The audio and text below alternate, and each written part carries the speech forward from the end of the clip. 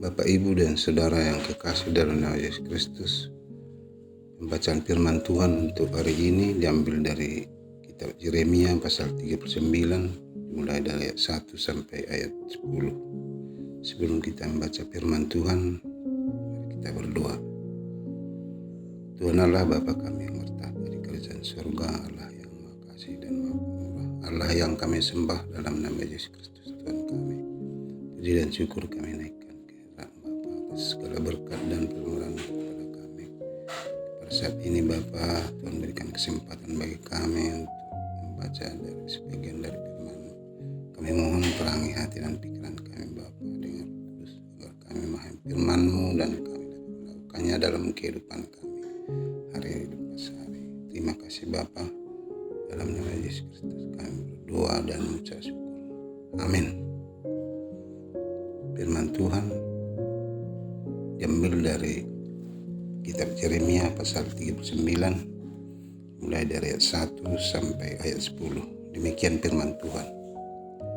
Ketika Yerusalem direbut dalam tahun yang ke-9 pemerintahan Sedekia Raja Yehuda, dalam bulan yang ke-10 telah datang Nebukadnezar Raja Babel beserta segenap tentaranya untuk mengepung Yerusalem.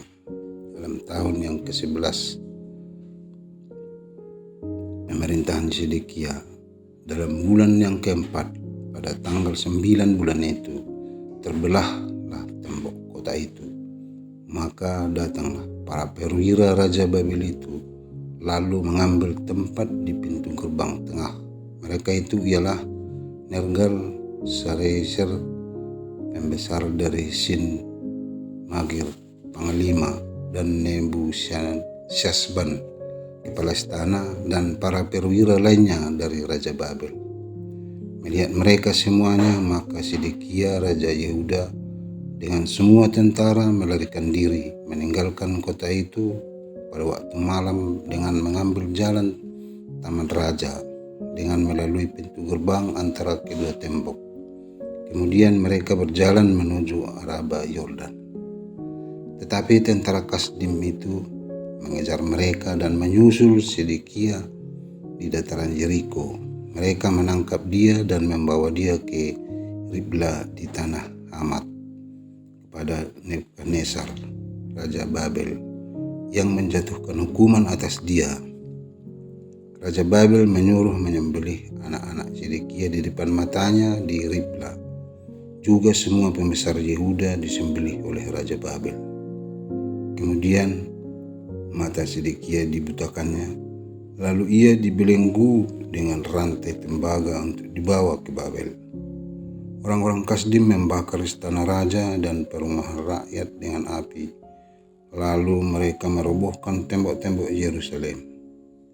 Kemudian Nebuzaradan, kepala pasukan pengawal, mengangkut ke dalam pembuangan ke Babel sisa-sisa rakyat yang masih tinggal di kota itu, dan para pembelot yang menyeberang ke pihaknya, dan sisa-sisa para pekerja tangan. Tetapi sebagian dari rakyat, yakni orang-orang miskin yang tidak mempunyai apa-apa, ditinggalkan di tanah Yehuda oleh Nebuzaradan, kepala pasukan pengawal. Pada waktu itu juga diberikannya lah kebun-kebun anggur dan ladang-ladang kepada mereka. Amin.